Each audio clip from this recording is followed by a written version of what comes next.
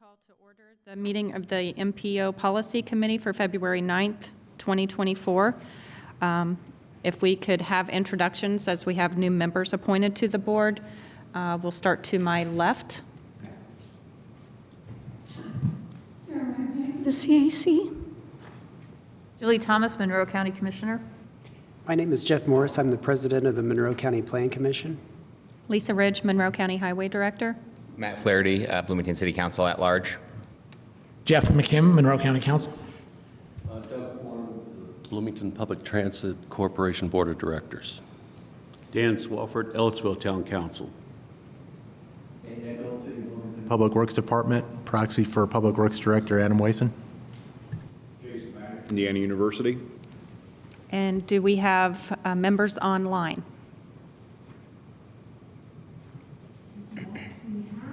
Just joined, just a moment. Chris Wallman with NDOT. Thompson's joining also virtually. Okay.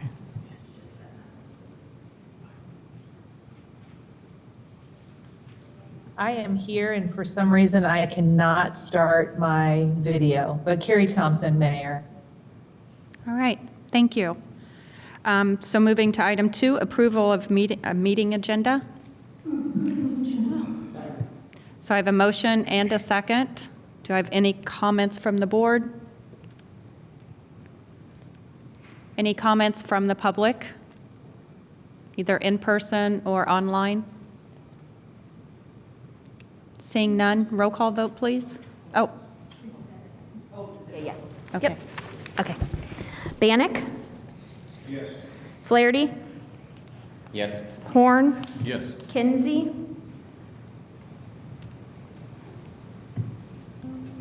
Yes. Thank you. Wallman? Yes. McKim? Yes. Morris? Yes. Ridge? Yes. Ryderband? Yes. Swafford? Abstain, my first meeting. Thank you. Thomas? Yes. Did you say yes, Julie? I'm sorry. Yes. Thank you. Thompson? Yes. And Nickel? Yes. Thank you. All right, moving on, we have election of calendar year 2024 Policy Committee officers. Item A will be for chair. I nominate Lisa Ridge, chair. Second. Do we have any other nominations for chair?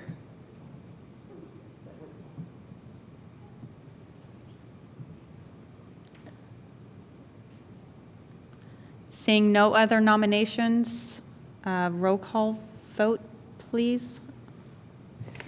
Horn? Yes. Kinsey? Yes. Wallman? Yes. McKim? Yes. Morris? Yes. Ridge? Yes. Ryderband? Yes. Swafford? Yes. Thomas? Yes. Thompson? Yes. Nickel? Yes. Bannock? Yes. Flaherty? Yes. Thank you. Thank you. Moving on to nominations for vice chair. I'd like to nominate Sarah Ryderband for vice chair. We have one nomination. Do we have any other nominations for vice chair?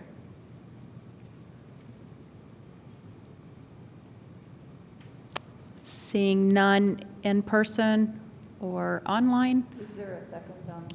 Oh, is there a second? I'm sorry. Second. I'll second. Thank you. Roll call vote, please. Flaherty? Yes. Horn? Kinsey? Yes. Wallman? Yes. McKim? Yes. Morris? Yes. Ridge? Yes. Ryderband? Yes. Swafford? Yes. Thomas? Yes. Thompson? Yes. Nickel? Yes. And Bannock? Yes. Thank you. Thank you.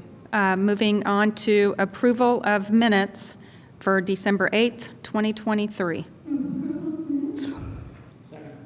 We have a motion and a second. Any comments from the board?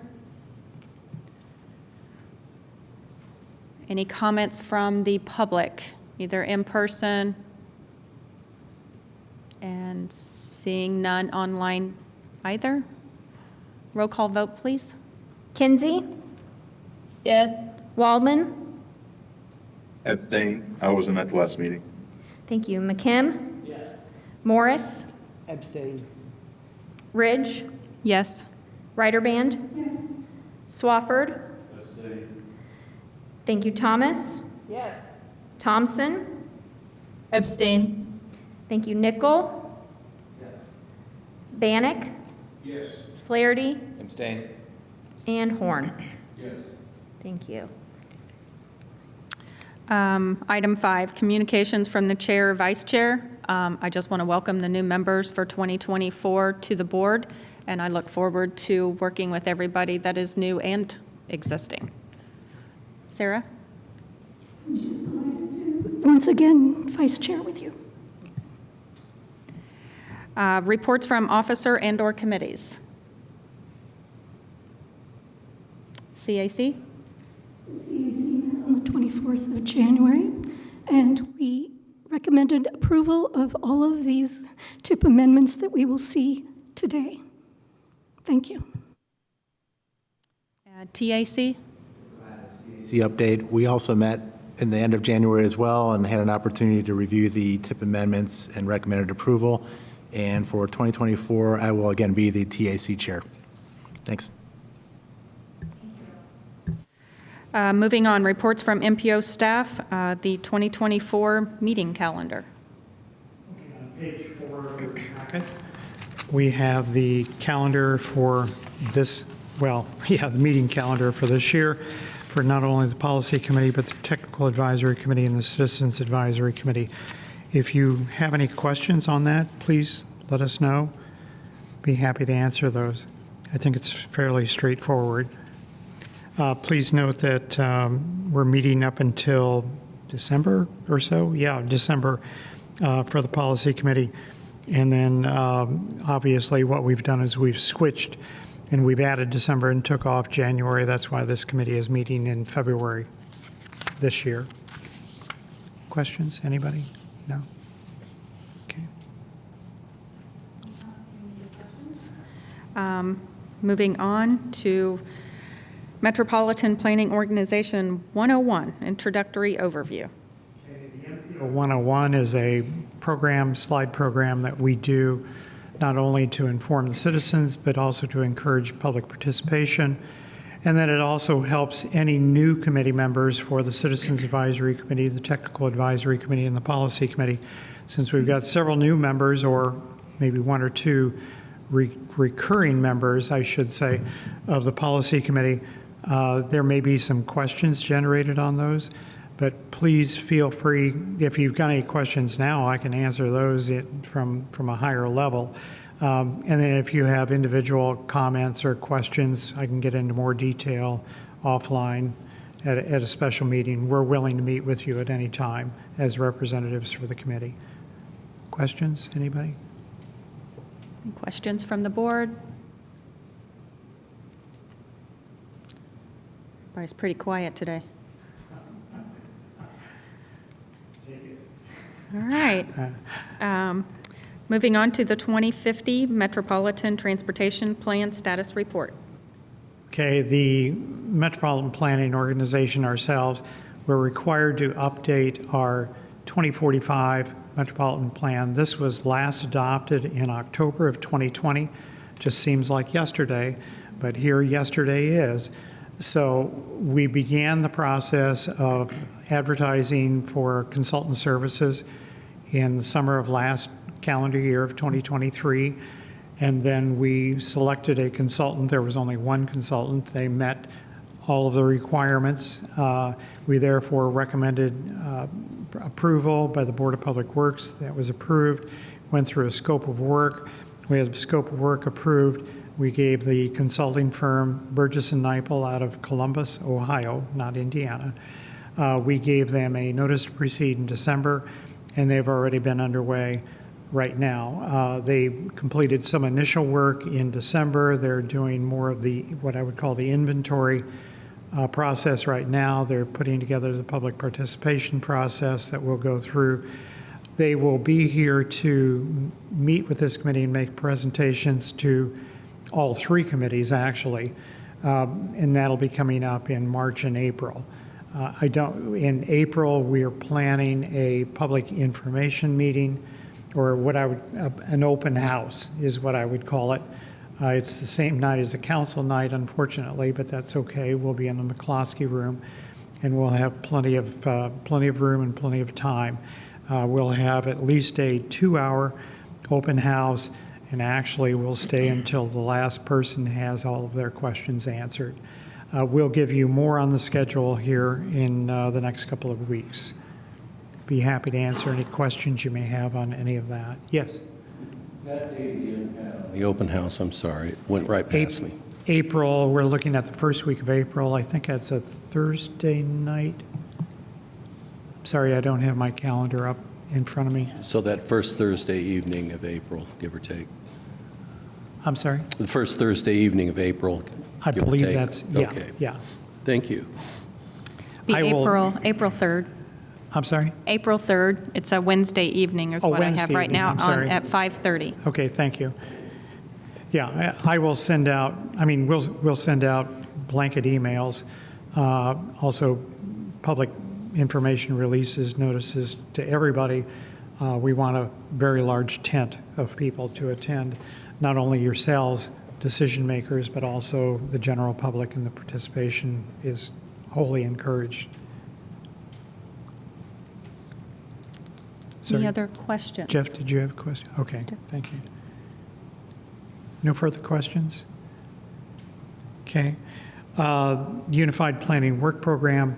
This is our contract with the Indiana Department of Transportation using Federal Highway Administration and Federal Transit Administration planning funds.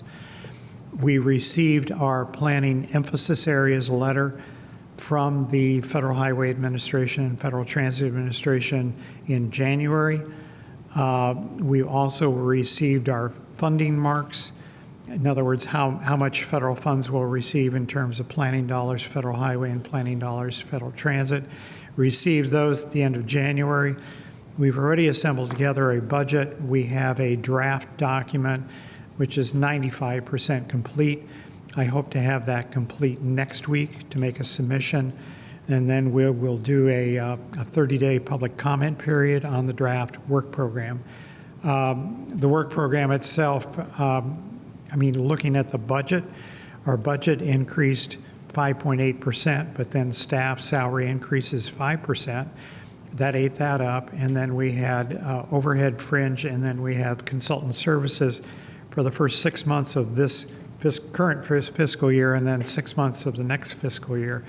So our budget more or less is flatlined in terms of real dollars, in terms of nominal dollars, I'm sorry. So we will share all of that with you at the next meeting.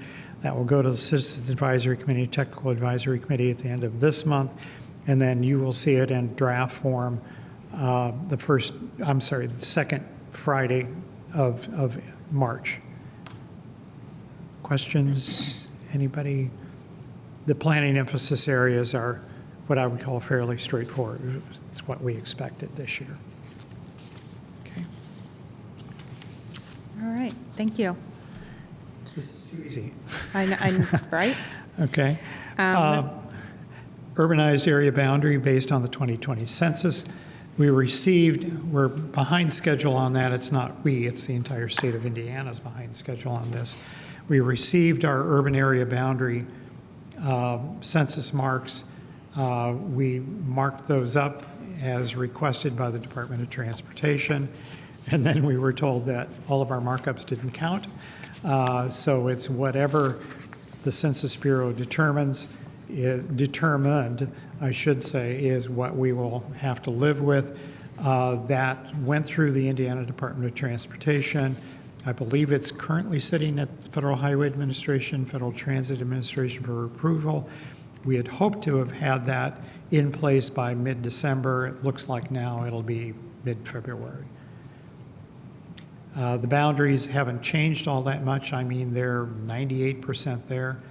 with the inclusion of an area to the south, what I would call a small drop leg area along the State Road 37 corridor, and that's it. Other than that, it's almost identical to what we had in 2010. In terms of population, the population was flatlined, and that was as a consequence of the COVID-19 pandemic when we had the shutdown second week of March, and then all the students went home, so we lost approximately, 45,000 residents or something in that vicinity. But then that also occurred in other urbanized areas of Indiana where they had large student populations.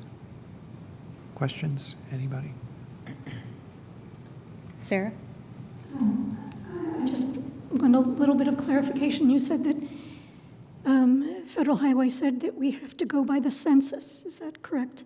In which case, as I recall, there were at least two islands of tiny bits of population that were not contiguous with the map. So if I understand you correctly, both of those islands now are part of our urbanized area. Is that correct? Yeah, we have not had direct confirmation from Federal Highway. This was through the Indiana Department of Transportation, their GIS staff.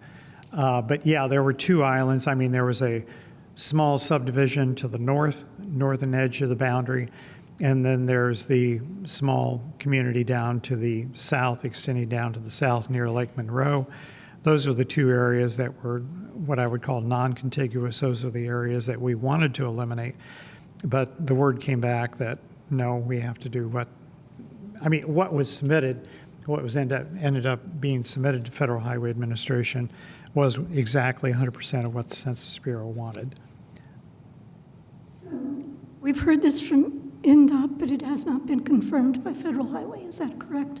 And what was then transmitted to Federal Highway was our map or INDOT's interpretation of our map? What was initially submitted to the Indiana Department of Transportation was our map, which is, I would call it 99.9% identical to what we have currently right now. Did they submit our To map Federal Highway or Administration. their map to Yeah, Federal Highway? and then the directive was resubmit it according to what the census wants. Yeah. Okay, thank you. This is all third party or second party, or yeah, I know. I hope that answers your question. Okay. Questions on this item?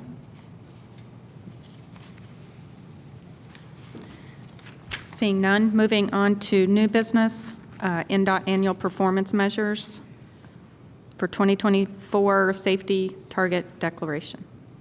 This always comes before the committee every January, since the performance measures were adopted as part of the legislation back in 2016, and then continued again with the bipartisan infrastructure law, which was signed into law approximately 2 years ago. The difference here, I took great pains to write this memo, the staff memo, so that way, and I shared that with Sarah Reiterband. I took great pains to write this to make sure that it was fully understandable, but yet at the same time, it maintained the complexity is there. The idea here is that the safety performance targets, and targets is the word that's used in the legislation, no matter how much we all dislike the word targets. The targets include, this is for 2024, targets include the number of fatalities statewide, the rate of fatalities per 100 million vehicle miles traveled in the state of Indiana, again, number of serious injuries, state of Indiana, the rate of serious injuries per 100 vehicle miles traveled, state of Indiana, and the number of non-motorized fatalities and non-motorized serious injuries, again, the state of Indiana. We're, as metropolitan planning organizations, we're required to either adopt what the state recommends, or we can generate our own with a proper methodology, and then have that justified and approved by Federal Highway Administration. Staff always recommends adopting what NDOT recommends as the best course of action. The performance targets this year, if you scroll, yeah, okay, there you go. Yeah, just enlarge it. Yeah, go to the second, yeah, enlarge that, just to make sure that everybody understands exactly what the targets are. They're in bold. Target number 1, total number of fatalities, state of Indiana projects for 2024, and this is an average, that's why there's a decimal point here. 876.3 fatalities, total fatalities, for hundreds of millions of vehicle miles traveled. 843.76 rates of fatalities per 100 million vehicle miles traveled. 1.072. Number of serious injuries, 3,281.1. Rate of serious injuries per 100 million vehicle miles traveled, 3.987. And the total number of non-motorized fatalities and serious injuries, 391.6. Now, if you look at that, if you go to the graph on the next page, yeah, this table will show you the historical patterns of the numbers. And then below that in the packet too, were a series of graphs showing everything. And I mean, the key thing to focus in on here is drops.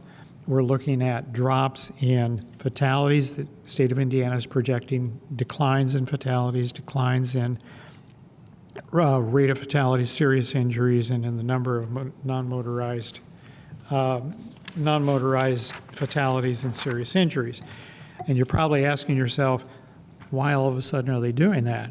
Well, the answer is because in fiscal year 2024, bipartisan infrastructure law notes that all states in the U.S. must set performance targets that demonstrate a constant or improved performance and cover a triennial period of 2024 to 2026. So therefore, this is a reflection of what's being required of them.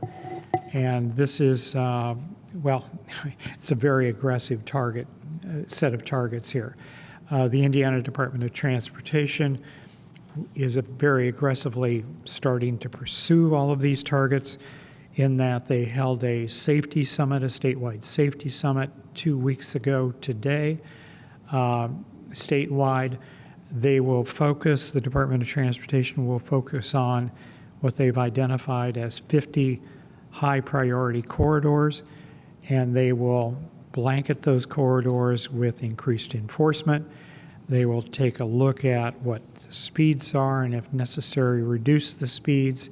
They will also take into account what I would call reframing how the operation of the infrastructure is. I would call it right-sizing, or what you would call reducing down the scope of number of lanes. If you've got a 4-lane corridor with a high number of rear-end crashes or left-hand turns or conflicting turns, things like that, they will look at necking those down into, say, perhaps a 3-lane facility, a 2-lane facility with a continuous left turn lane. They'll also take an extremely difficult look at all of the non-motorized pedestrian and bicycle fatalities and injuries, very serious on that, to see what we can do. They've also taken into account the examination of how many of those fatalities happen because people are not wearing their seatbelts, how many of those fatalities may occur because of some sort of impairment. By that I mean alcohol or drug impairment of some type or another. They're also focusing in more on speed and education. There'll be a blanket effort on education. In fact, City of Bloomington will be sponsoring a safety week in April, first or second week of April, I believe. We'll be doing safe streets for all, safety type meeting, and this is part of the overall emphasis this entire year. if you want to characterize this year is the year of safety. I hope that answers some of your questions. Sarah? At the summit, did they discuss how they were going to try and enforce distractions in motorists? So, because I mean, phones we well know, and eating and doing any number of other things while driving is a major part of what happens. Yeah, that's part of the blanket of law enforcement, is to ensure that there's no use of cell phones. I believe now currently, somebody correct me if I'm wrong here, with all fatalities are all investigated anyway, and there's determination made if there was some use of cell phones in all of those. Serious injuries are usually rear ends of some type or another, and those are distracted drivers. Those potentially could be cell phones, but you just never know. I'm also wondering, is the state planning to fund our local sheriffs and police to indeed enforce the laws that we have, since we know very well that they aren't enforced? People are running red lights, people are doing all sorts of things that they should not be doing, and we don't have either the number of people we need for enforcement or I guess the willingness to put all the energies there. So I'm wondering, how is the state going to support our local enforcement agencies in performing this safety? I will have to research that question for you, but typically those funds come from the state police. Those are safety funds, come from the National Highway Transportation Safety Administration, NHTSA, which is a subset of U.S. Department of Transportation. But those funds usually come through the state police, and those are given out to all of the areas in Indiana. I don't know how they develop that. That's outside of our purview. But my response is yes, they'll be emphasizing that more, and then more funds will be flowing out to do that. And I guess one last thing that I'm hoping you'll also mention is that the targets that we have are in part because the state did not meet their targets, and therefore funding has been moved from roads to safety. I don't know if that's actually a fact, but I know a vast majority meaning 3/4 or more of all the states in the United States have had trouble meeting their targets. I mean, the emphasis has always been on build, faster, bigger, wider, and now the emphasis is more focused on safety, reducing down, things like no turn on red in urban areas too. That you'll see more of that. You'll see more of enforcement of that statewide.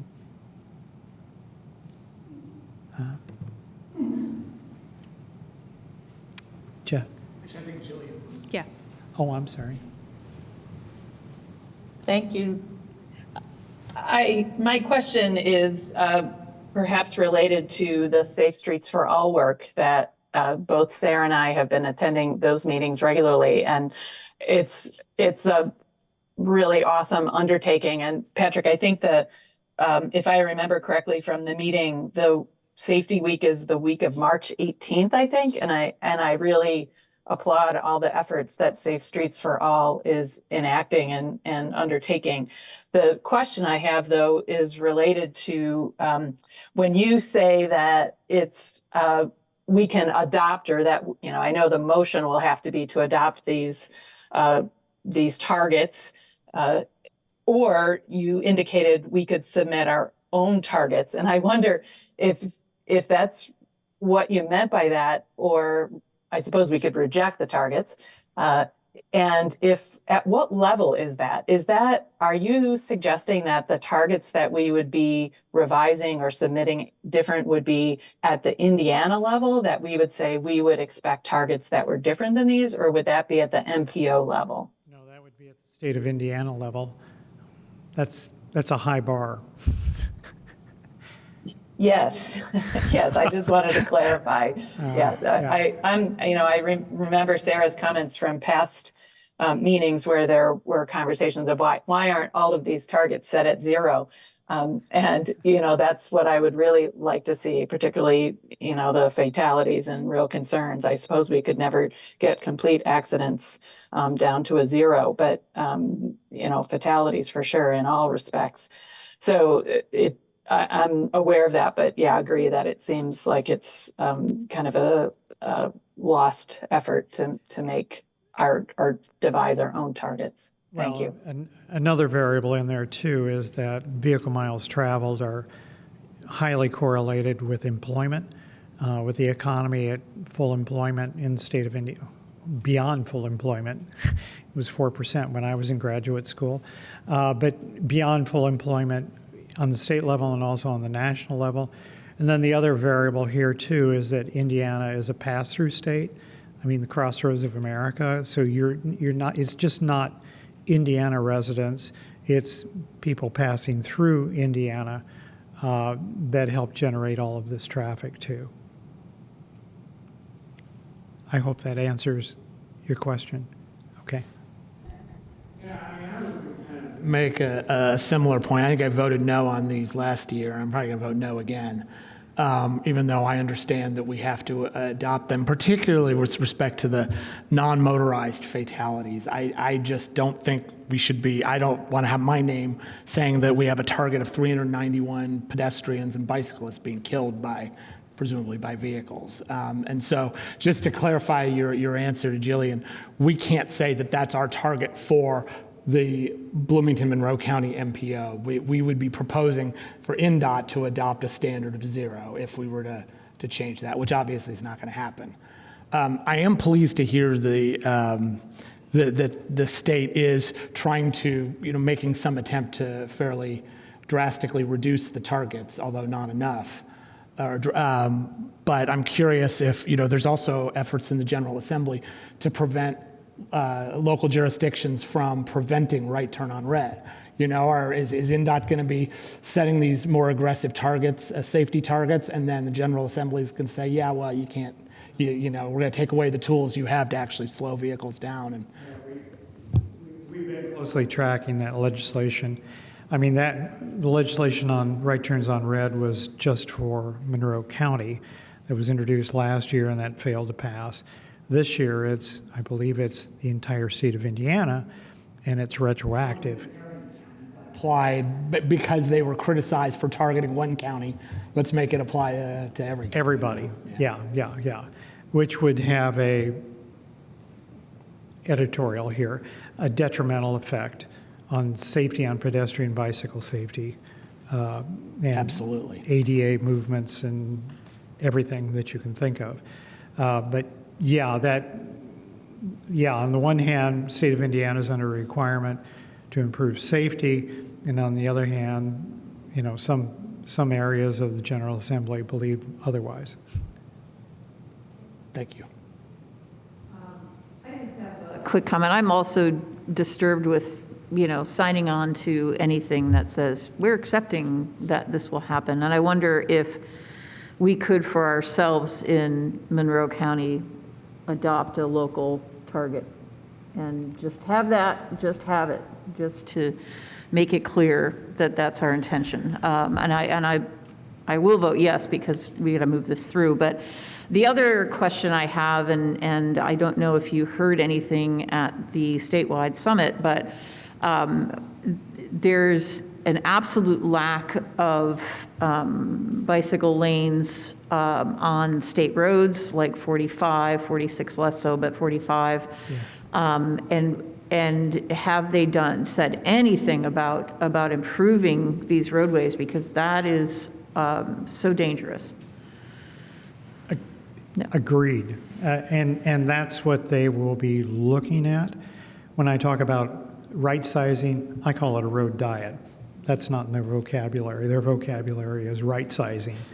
But I call it a road diet. When you do a road diet, what you do is you accommodate all users of the right-of-way, of the paved right-of-way, I should say.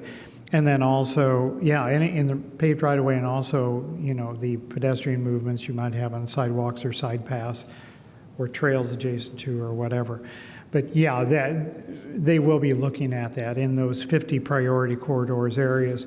That's exactly what they'll be looking at is, do we have a high incident of non-motorized crashes along these corridors? If so, what are the characteristics and how do we need to address that? Now, I might note, too, that when I say non-motorized traffic, I said bicycle and pedestrian. It also includes horse-drawn carriages, particularly in the Napanee area and some of the areas that have Amish populations. So the 50 corridors that they're looking at, how many are in Monroe County and which ones are they? None in Monroe County.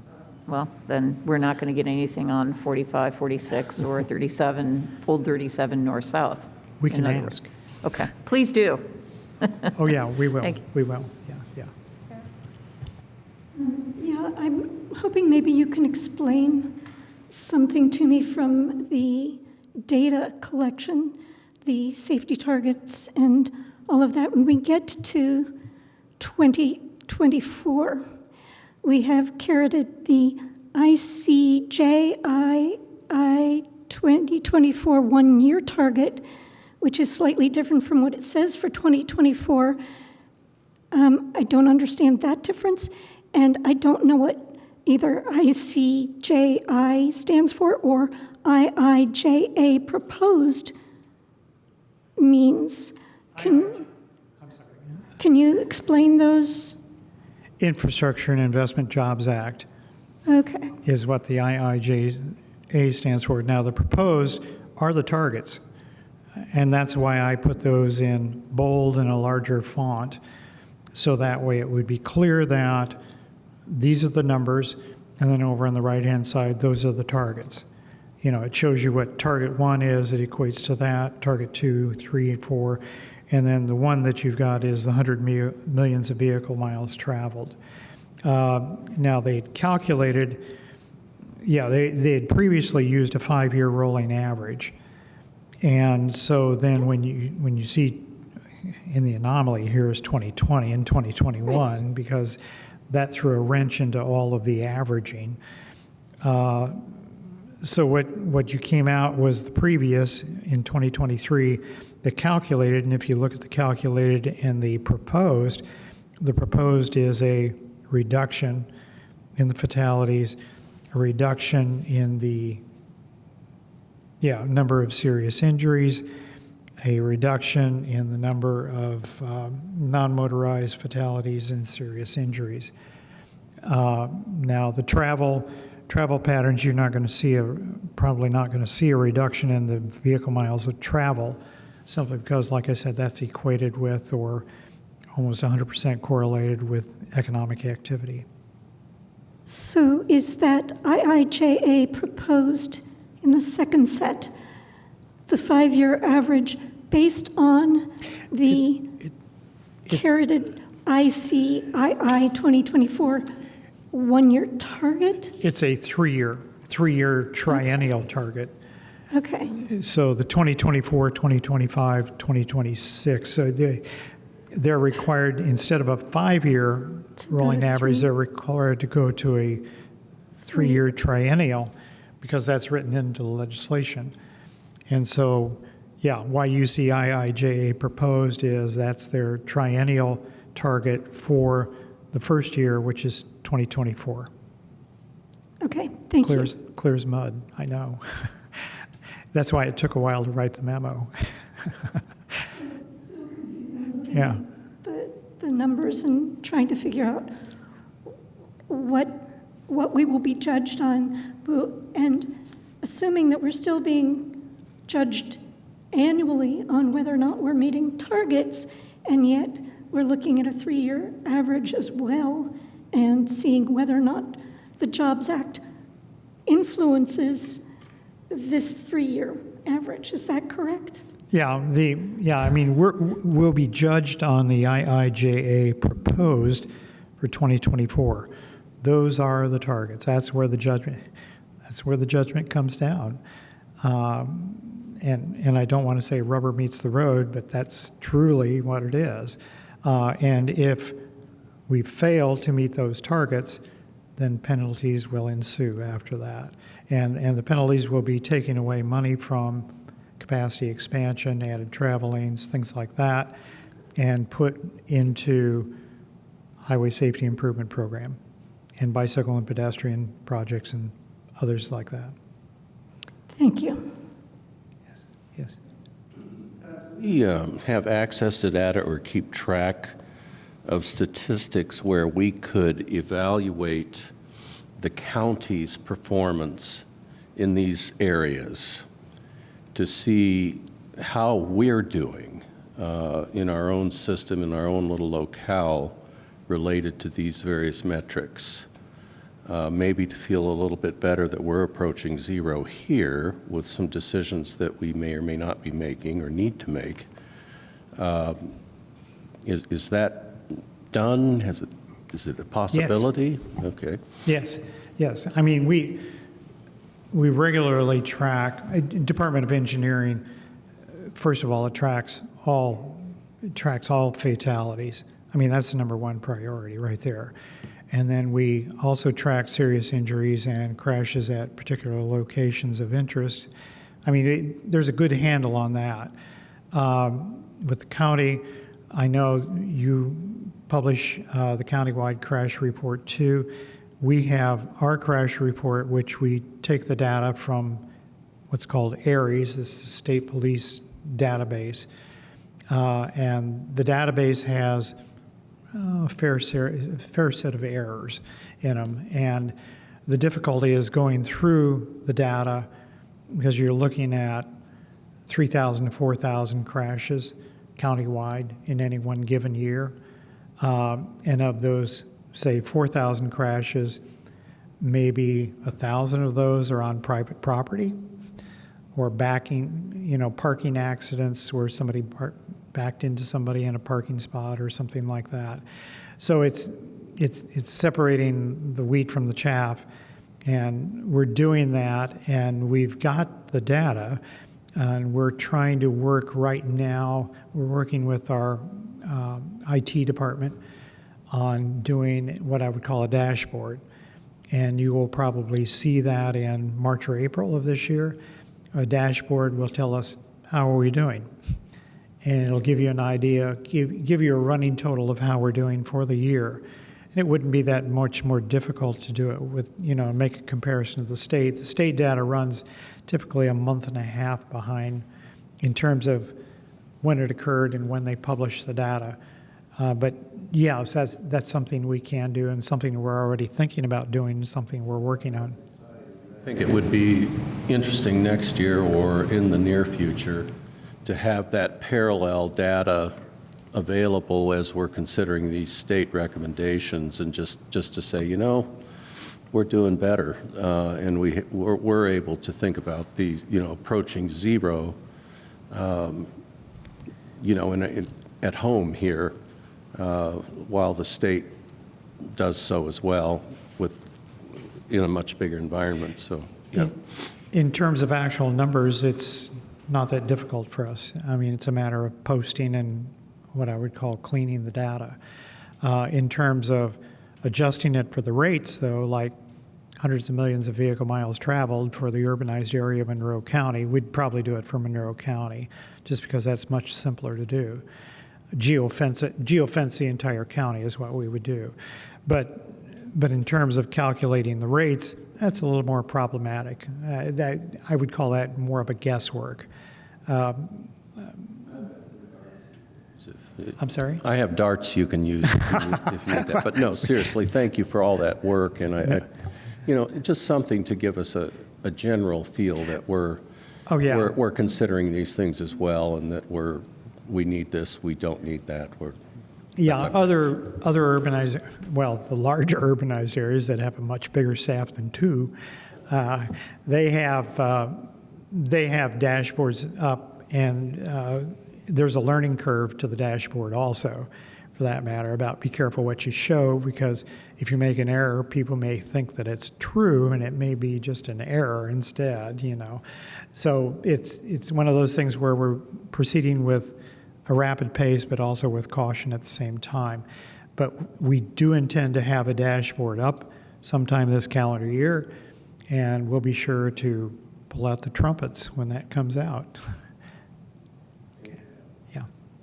Great to hear about your dashboard, because the county created one last year off our 3-year previous collection of crashes. And actually, it's a really good tool also for up-and-coming projects that we might want to, it takes a long time to build a roundabout and design it and right away, but using that crash data gives us the tools of areas that our engineers look at. I know City of Bloomington looks at their, what we would call a hotspot area. We look at the reason why they're happening, but that's how it gears us as government entities to start a project too and improve that area in whatever way we can.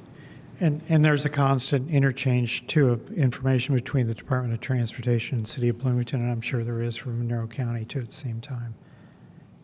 Just following what you've just said, Ms. Ridge, the SS4A, the Safe Streets for All, will indeed have this, and it will be interactive. So if citizens have had incidents that were not reported to the police, were either a near miss or areas where citizens believe there is a dangerous area that needs to be looked at within any of these corridors, they'll be able to actually red light them so that we can indeed study them at length. Yeah, if there's a problem area where crashes happen and it's not recorded, tell us. Right. Because that's the law. We want to know that right away. Any more questions on this topic? And it looks like we would need a motion. Move to approve the targets. Second. We have a motion and we have a second. Any more comments from the board? Any public comment? And I'm not seeing any in the room or on hybrid. Roll call vote, please. Thank you. The motion is to adopt the target declaration, right? Okay, thank you. Wallman? Yes. McKim? No. Morris? Yes. Ridge? Yes. Ryderband? Yes. Swafford? Yes. Thomas? Yes. Thompson? Yes. Nickel? Yes. Bannock? Yes. Flaherty? Yes. Horn? Yes. And Kinsey? Yes. Thank you.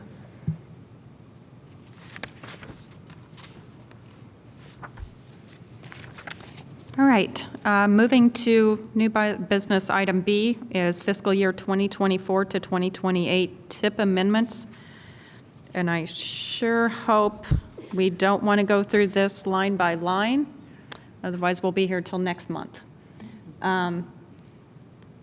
If there's any comment on a certain tip that I would want discussion about, I'm open for that. Could you just describe maybe for the public why there are so many of these today? I can explain one. First one is Eagleson Avenue Bridge. I just didn't know easy. whether this Yeah, is a clerical yeah. issue that we have to do annually, or whether these are specifically individualized items with issues. I would call this a mid-course correction. I mean, the end of the federal fiscal year is coming up. We're at the halfway point of the federal fiscal year. Department of Transportation is adjusting what projects are moving up, what projects are moving back, what projects are maintaining their current schedule. So given all the movement of projects, there's money here, money there, and they want to make sure that they get that money encumbered, or have that money, I shouldn't say have that money encumbered for federal use before the end of the federal fiscal year. And usually, well, for us, the bank closes on May 1st, even though the end of the federal fiscal year is June 30th. Now, the state of Indiana Department of Transportation has a different set of rules. They can continue to go into May, but then they're right up against the wall when they hit June 1st too. So really, these are predominantly maintenance and preservation type. I say predominantly, I'm looking at almost 100% preservation and maintenance type of projects here, where you're taking care of a bridge, you're doing a lot of bridges.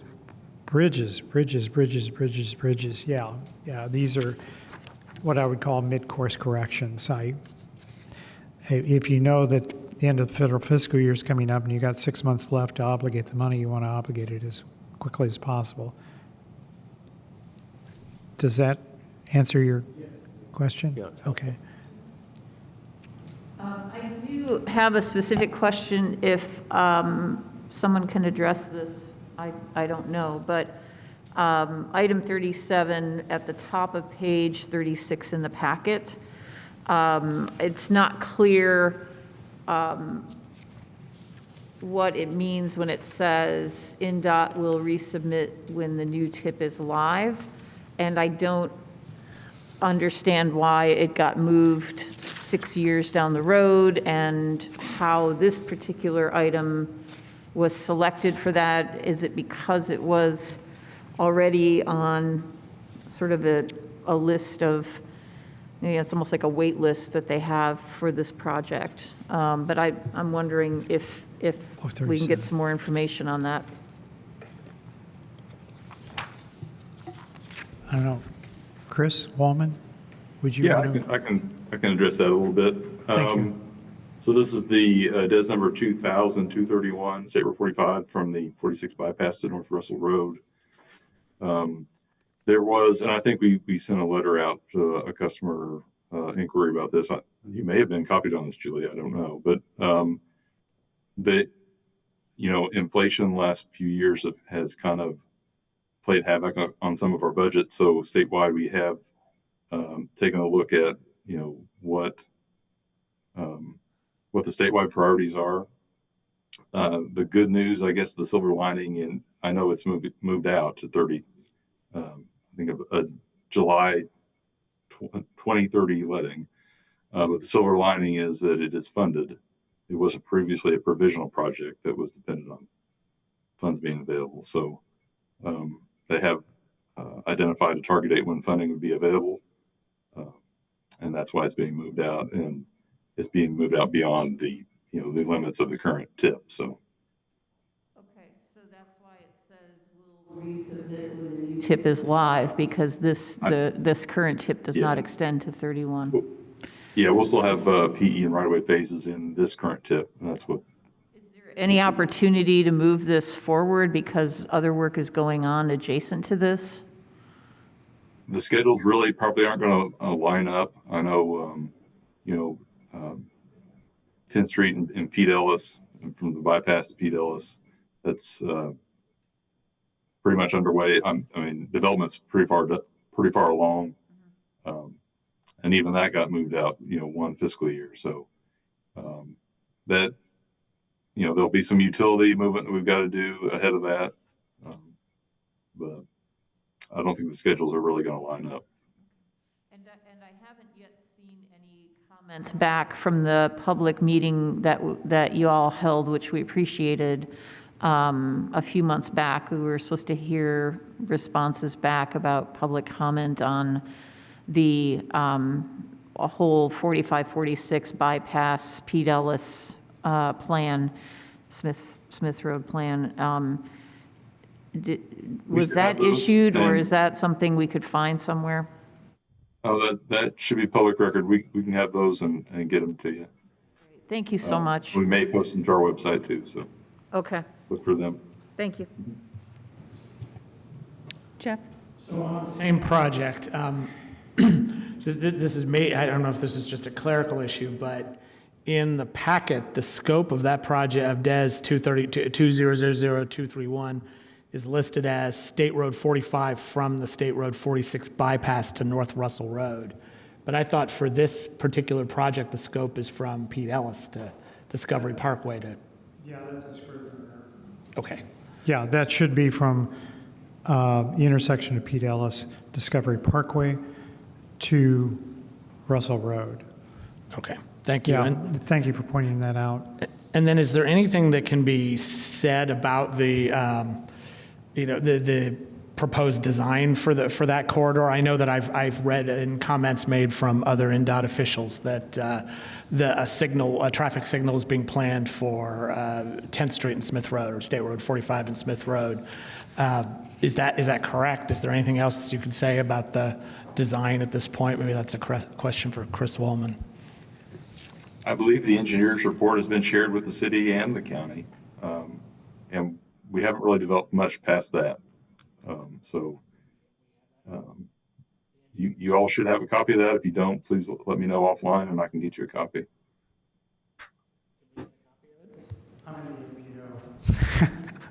I don't receive engineers' reports. Okay. Yeah, thank you. I think that would be useful to many members of the public. We can ask if it's available, check and see if it's available, and see if it's shared. Thank you.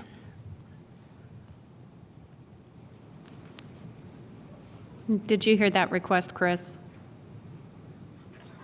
Yes, for a copy of that? Yeah. Yeah. Okay, that'd be great, and then we could post it on, say, the county or Yeah. city website. I think you guys already have it, but I can send it again. Okay.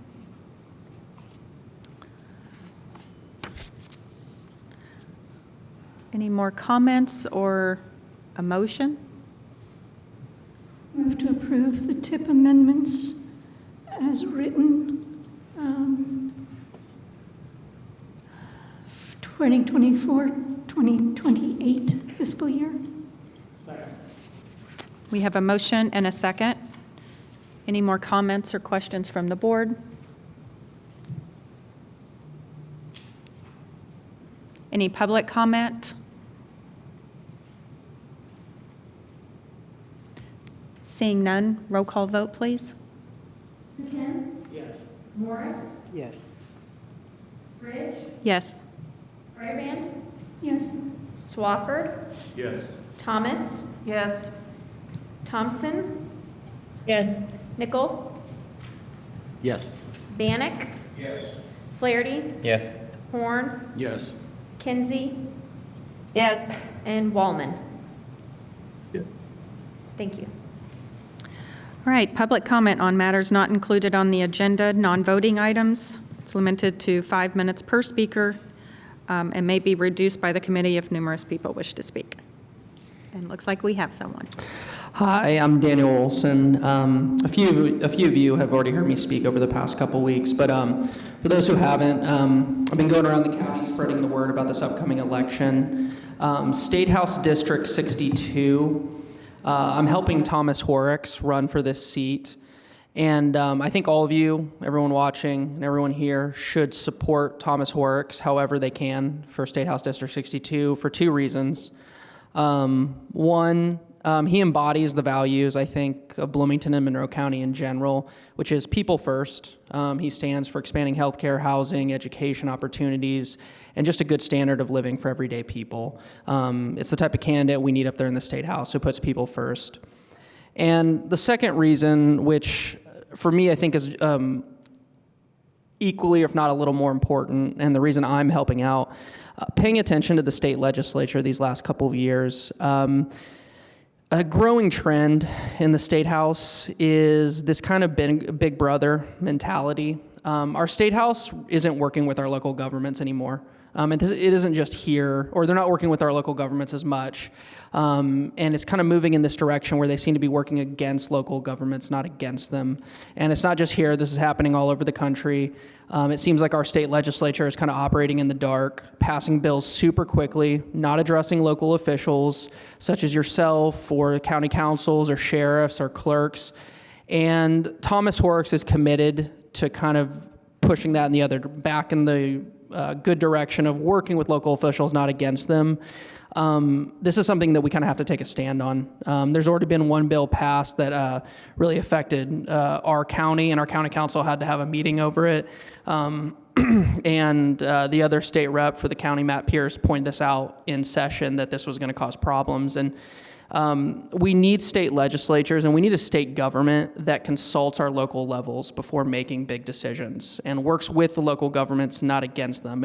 When that doesn't happen, and if that tradition breaks down, your jobs become a lot harder, not just here, but like I said, the county councils, the city councils, clerks, sheriffs, school boards.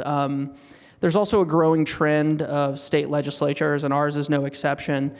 They're picking and choosing local governments they like and don't like, and then they hurt the ones they don't like, or they cut their legs out from under them by cutting their resources. We've seen this already with the school referendum bill.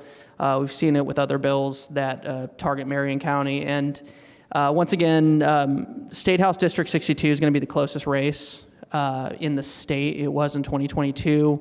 Came down to 30 votes in the last election. So I encourage all local officials and everyone to please come out and support Thomas Horrocks. One thing about a race like this is if you can unseat an incumbent, you send a clear message to the rest of the legislative body that their behavior is kind of unacceptable. And once again, I can't emphasize this enough. The growing trend in state governments of working against local governments, not with them, not consulting them, it's unacceptable. It hurts us as taxpayers, which I believe is our biggest common ground. We're all taxpayers. Local and state government should work together to find resources and to provide resources for governments to do their job and for everyday people. So please support Thomas Horrocks. He's a great candidate. He has an event tonight at Heartwork Brewery, 6:30 to 8:30. You can go on his website, thomashorrocksforhoosiers.com. And then we're also canvassing tomorrow. So any support that you can give, it's going to be a really close race, and it's going to be a very important race. So thank you for your time. Thank you. Communications from committee members on matters not included on the agenda, communications or topic suggestions for future agendas. Julie?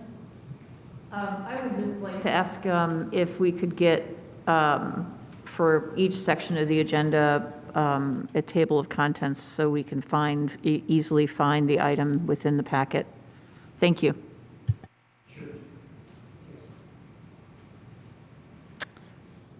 All right, seeing no more comments. Upcoming meetings, Policy Committee will meet March 8th, 2024 at 1:30 p.m. Technical Advisory Committee, February 28th at 10 a.m. Citizens Advisory Committee, February 28th at 5:30 p.m.